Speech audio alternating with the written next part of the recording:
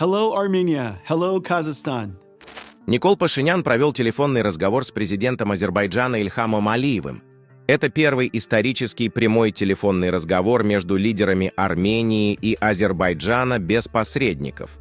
Ранее подобные контакты, как правило, проходили при содействии третьих сторон, во время личных встреч, либо осуществлялись по линии специальных служб двух стран. Стороны обсудили первую годовщину Вашингтонского саммита мира, отметив роль президента США Дональда Трампа в мирном процессе и прогресс в нормализации отношений за последний год. Пашинян и Алиев также обсудили развитие торгово-экономических связей, поставки азербайджанских нефтепродуктов в Армению, транзит грузов через Азербайджан и реализацию маршрута ТРИП. Отдельно Никол Пашинян в своем выступлении поздравил армянский и азербайджанский народы с 8 августа, назвав эту дату символом установленного мира между Арменией и Азербайджаном. Также состоялся телефонный разговор премьер-министра Армении Никола Пашиняна с президентом США Дональдом Трампом. Пашинян поблагодарил Трампа за организацию саммита мира в Вашингтоне 8 августа 2025 года и подчеркнул решающую роль личных усилий президента США в установлении мира между Арменией и Азербайджаном. Стороны отметили, что достигнутые в Вашингтоне договоренности привели к реальным изменениям в отношениях между Арменией и Азербайджаном. Отдельно Пашинян и Трамп обсудили реализацию проекта ТРИП и подтвердили готовность в ближайшем будущем начать работы по его строительству. Тем временем госсекретарь США Марко Рубио заявил, что Соединенные Штаты по-прежнему намерены сотрудничать с Арменией и Азербайджаном для дальнейшего укрепления достигнутого прогресса. Рубио поздравил обе страны с мужеством и дальновидностью, проявленными за прошедший год, и выразил надежду на дальнейшее продвижение к стабильному и прочному миру на Южном Кавказе. Отметим, что парафирование Арменией и Азербайджаном мирного соглашения и достижение договоренностей по проекту «Маршрут Трампа» позволили США перезапустить отношения с Ереваном и Баку. Об этом заявил старший советник спецпосланника США по миротворческим миссиям Арье Лайтстоун. По его словам, с момента достижения этих договоренностей между сторонами не было зафиксировано вооруженных инцидентов. Напротив, Армения и Азербайджан начали активнее взаимодействовать, в том числе развивать торгово-экономические отношения. Лайтстоун отметил, что чем крепче будут отношения США с Арменией и Азербайджаном, тем прочнее может стать мир на Южном Кавказе. Он также напомнил, что американская сторона уже выделила $201 миллион, подчеркнув, что эта сумма является скорее нижней планкой, а не потолком будущего инвестиционного взаимодействия. Как ранее стало известно, американское финансирование, связанное с ТРИП, было существенно увеличено. По данным HeadQ, со ссылкой на американский портал HireGov, власти США увеличили объем средств для инвестиционного фонда ТРИП+, в 2 раза, с $201 до $402 миллионов. Фонд был создан в США в январе 2026 года, а основным местом использования этих средств, согласно данным HireGov, должна стать Армения.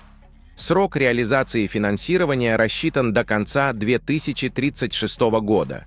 При этом важно отметить, что фонд ТРИП+, и компания Trip Development Company, которая должна заниматься развитием инфраструктуры самого маршрута ТРИП, это разные структуры. Для США маршрут Трампа приобретает дополнительное значение и на фоне растущей глобальной конкуренции за международные транспортные и логистические пути. Пока Китай развивает собственные транспортные инициативы, Вашингтон заинтересован в продвижении альтернативных маршрутов. Еще одно важное измерение – Россия.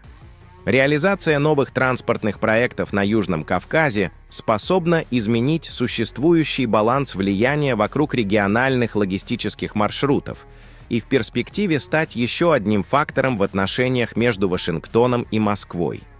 В свою очередь, на фоне сближения Армении с Западом, бывший президент России Дмитрий Медведев заявил, что Армения может повторить судьбу Грузии, если продолжит нынешний внешнеполитический курс. По словам Медведева, Запад использовал Грузию как инструмент геополитической борьбы против России, а когда этот курс перестал приносить необходимые результаты, интерес к стране снизился, несмотря на прежние обещания о перспективах вступления в НАТО и Евросоюз. Медведев утверждает, что аналогичный сценарий может ожидать и Армению. По его словам, США и Евросоюз заинтересованы в стране лишь до тех пор, пока она представляет для них геополитическую ценность в противостоянии с Россией. Он также предупредил, что экономический разрыв с Россией, по его мнению, способен привести Армению к глубокому внутреннему кризису, добавив «а может и что похуже», подытожил Медведев. К слову, в отношениях России и Армении в последнее время действительно наблюдается рост напряженности, в том числе в экономической и политической сферах. При этом сравнение Армении с Грузией имеет свои ограничения. У стран разные географические, экономические и демографические условия. Сможет ли Армения в случае дальнейшего изменения внешнеполитического курса адаптироваться к новым условиям, покажет время. Тем временем в Армении запустили крупнейшую в регионе AI-фабрику Firebird на базе технологий NVIDIA.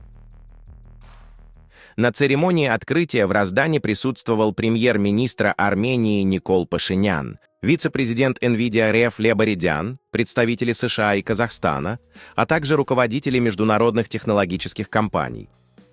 К концу 2027 года здесь планируют разместить более 70 тысяч новейших GPU NVIDIA и увеличить мощность инфраструктуры до 300 мегаватт.